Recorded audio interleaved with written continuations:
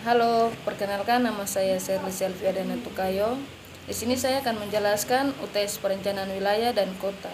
Nomor 1, jelaskan tujuan dan manfaat mempelajari perencanaan wilayah dan kota. Tujuan, menciptakan kehidupan yang efisien, nyaman, serta lestari, dan pada tahap akhirnya menghasilkan rencana yang menetapkan lokasi dari berbagai kegiatan yang direncanakan. Manfaat 1, menggambarkan proteksi dari berbagai kegiatan dan penggunaan lahan di wilayah di masa yang akan datang. Yang kedua, memandu dari jelaskan definisi perencanaan dari yang sederhana sampai yang rumit. Secara sederhana, perencanaan adalah suatu proses menentukan apa yang ingin dicapai pada masa yang akan datang, serta menetapkan tahap-tahapan yang dibutuhkan untuk mencapainya. Roger A. Kaufman mengatakan bahwa perencanaan adalah suatu proyek tentang apa yang dibutuhkan dalam rangka mencapai tujuan secara sah dan berdaya guna. Dari pendapat Kaufman tersebut, dapat dipahami bahwa perencanaan merupakan sesuatu yang menjadi keperluan dalam sebuah sistem untuk mendukung tercapainya tujuan. Yang ketiga, jelaskan jenis-jenis wilayah berdasarkan pandangan Gelson dan Hanafiya.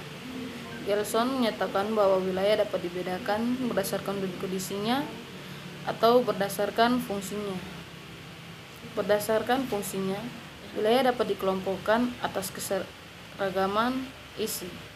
Misalnya, wilayah perkebunan, wilayah peternakan, wilayah industri, dan sebagainya. Sedangkan berdasarkan fungsinya, suatu wilayah dapat dibedakan, misalnya kota dan wilayah di belakangnya. Lokasi produksi dengan wilayah pemasarannya, susunan orde perkotaan, jenjang, jalur transportasi, dan sebagainya. Menurut Hanafiya, wilayah dapat pula dibedakan atas konsep absolut dan konsep relatif. Konsep absolut dibedakan pada keadaan fisik, sedangkan konsep relatif selain memperhatikan faktor fisik juga sekaligus memperhatikan fungsi sosial ekonomi dari ruang tersebut. Yang keempat, jelaskan jenis-jenis kota dan cakupannya. Kota kecil Yang keempat, jelaskan jenis-jenis kota dan cakupannya. Kota kecil 20.000 sampai 50.000 jiwa. Sebuah kota dapat dikategorikan atau diklarifikasikan menjadi kota kecil jika penduduk yang tinggal di kota itu berjumlah 20.000 sampai 50.000 jiwa. Oleh karena itu, kita dapat mengklarifikasikan kota dengan melihat informasi yang ada.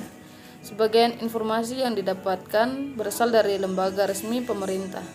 Selain itu, dengan mengetahui jumlah penduduk yang ada di kota kecil, maka pembangunan di kota kecil dapat dilaksanakan dengan baik dan tepat, sehingga kebutuhan kehidupan penduduk di kota ini dapat terpenuhi dengan baik.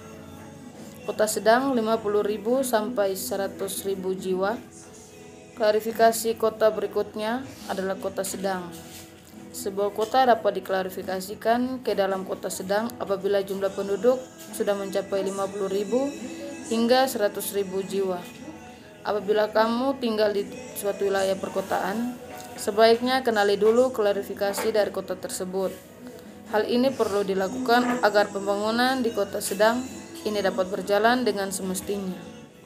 Kota besar 100.000 hingga 1 juta jiwa, setelah kota kecil dan kota sedang. Klarifikasi selanjutnya adalah kota besar.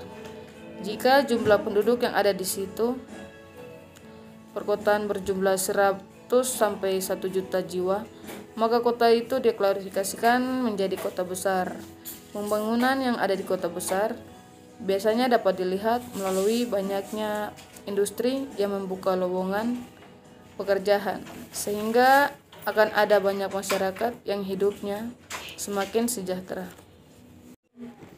Yang kelima, jelaskan pendapat masing-masing terkait kota tempat Anda berdomisili berdasarkan teori perencanaan dunia.